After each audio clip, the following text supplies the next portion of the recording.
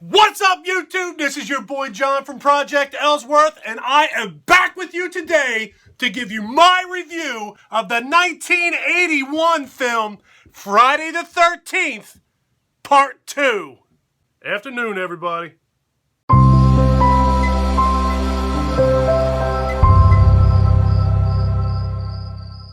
If you're new to my channel, don't forget to click that subscribe button. If you're already subscribed to my channel, welcome back, folks. It's good to see you guys again.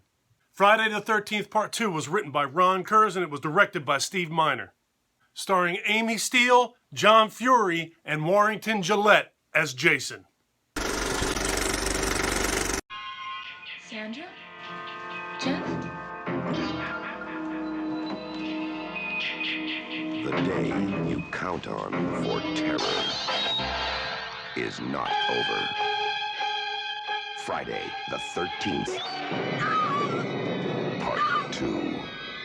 So this movie begins with a flashback. It's the last couple moments of the 1980 film where you see Alice lop off Jason's mother's head with a machete. So then the story jumps forward and we're at Alice's house where Jason shows up to avenge his mother's death. We'll touch more on that in a little bit. And now we jump forward again. This time we jump forward 5 years. Wait, the first movie was made in 1980, and the second movie was made in 1981. 5 years, whatever. So here the head counselor, Paul, played by John Furey, is having a meeting with his would-be camp counselors. He's giving them the ins and outs and the protocols on safety. What to do, what not to do, keep yourself clean, etc. Right in the middle of this meeting, Paul's girlfriend, Ginny, portrayed by Amy Steel, pulls up. She's late to the meeting, but who cares? Better late than never, right? She should have never came. Later that night, Paul and Ginny and all of those would-be counselors are sitting around a campfire roasting marshmallows, and Paul is giving them a rundown on the legacy and legend of Jason and his mother. Once Paul has everybody good and creeped out, his buddy Ted jumps up from behind everybody, wearing a mask, no shirt on, holding a spear, just scares the shit out of everybody. So Paul pulls Ted's mask off, tells everybody to come back, and says, all right, that's it. I don't want to hear anything more about Jason. I don't want to hear anything more about Jason's mother. He drowned, she was killed, and that's that.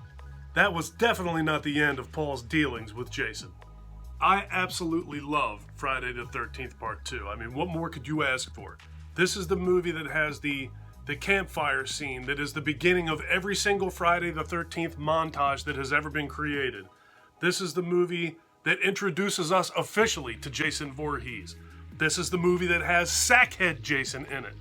This movie has 2 separate appearances in 2 separate locations of Jason's mother's head. It has what just may be the best pair of booty shorts that have ever appeared in a slasher movie. It has plenty of blood, plenty of kills, and it also has arguably the best final girl in the history of the Friday the 13th franchise. There's really not a lot of negatives to talk about in this movie. I mean, the effects in this movie were really good. The acting in this movie was good. I mean, it's not great. It's a Friday the 13th movie. But it's good. It's passable. This movie's got one of the most famous kills in the history of the Friday the 13th franchise. I believe the character's name was Mark, the dude in the wheelchair, where he gets the machete across his face and rolls backwards down the steps in the rain in his wheelchair. That's the stuff of legend in the Friday the 13th universe. Now, the only knock that I have on this movie, I touched on at the beginning of this review, was how in the world did Jason find Alice's house? How did he get her address? Once he had her address and he got to her house, how did he call her on the phone? How does Jason know how to use a phone? That part of this story for me was just a big hole that there's no real explanation for.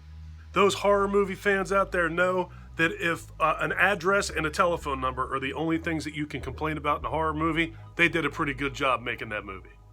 So Friday the 13th Part 2.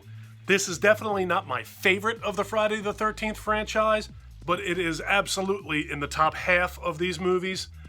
The bottom line is that this is just a really solid slasher movie. If you haven't seen Friday the 13th Part 2, and I'm assuming that most of you have, go ahead and check this thing out. It's definitely worth your time.